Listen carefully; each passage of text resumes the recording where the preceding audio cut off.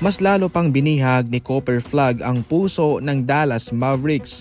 Ayon sa isang source via Noah Weber mga idol, itong si Cooper Flagg ay mas magaling pa raw sa pag-workout niya sa Dallas Mavericks. Kahit ng isang promising na prospect itong si Cooper Flagg at kitang-kita naman sa kanyang mga highlights sa kolehiyo na siya ay isang magaling na manlalaro at mataas sa kanyang potensyal, ay pinag-workout pa nga rin siya ng Dallas Mavericks para makita nila sa kanilang sarili kung ano pa ang magagawa nitong si Cooper Flagg bukod sa ating nakikita sa telebisyon, sa mga report at sa kanyang mga highlights. Ayon sa detalye sa mga naka-witness, mas ginalingan pa, mas pinabuti pa raw ni Cooper Flagg ang kanyang ginawang pag-workout sa Dallas Mavericks at na-inlove silang tuluyan. Kahit na malaking hamon para kay Cooper Flagg ang Dallas Mavericks sapagkat hindi ito yung tipong team na para sa isang first overall pick para pangunahan niya dahil mayroon na itong Kyrie Irving,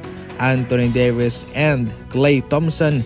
Ito rin po isang magandang training ground para sa kanya dahil siya ay napapalibutan ng maraming veterano. Kumbaga sa madaling salita ay darating din po ang araw ni Cooper Flagg para pangunahan ang Dallas Mavericks. For the first time sa history ng finals sa NBA, mayroon tayong Game 7 sa pagitan ng Pacers at ng OKC Thunder. Since noong 2016 sa laban ng Golden State Warriors at ng Cleveland Cavaliers, ngayon lang po nagkaroon ulit ng Game 7 sa finals. Kahit na naging matumal man ang mga viewership ng NBA sa mga finals games, hindi pa rin naman talaga maitatanggi na kahit papano ay nakakaakit din naman ng mga viewership ang mga laban sa ngayon. Hindi man ganoon kalakihan pero at least mayroong nanonood. Naging susi itong si Obi Toppin sa Game 6 para kanilang mapuwersa ang kanilang series para sa Game 7. Si Toppin ang naging main contributor sa Pacers galing sa bangko. Meron siyang 20 points mga idol at mga big time puntos po ang kanyang ginawa.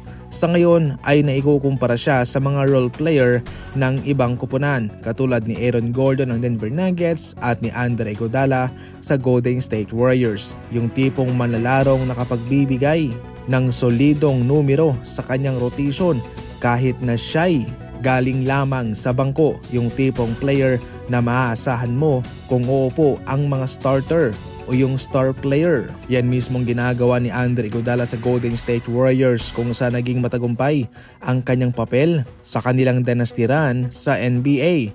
Samantalang itong si Aaron Gordon, ganoon din po ang kanyang naibibigay. Another option sa opensa at sa depensa, nakapagbibigay ng spark galing sa kanilang rotation. Ngayon itong kay Obi Toppin, kung kanyang may pagpapatuloy lang ang ganitong contribution niya para sa Game 7, hindi maitatanggi na mayroon silang mataas na tsansang mapataob ang OKC Thunder sa mismong bahay nito.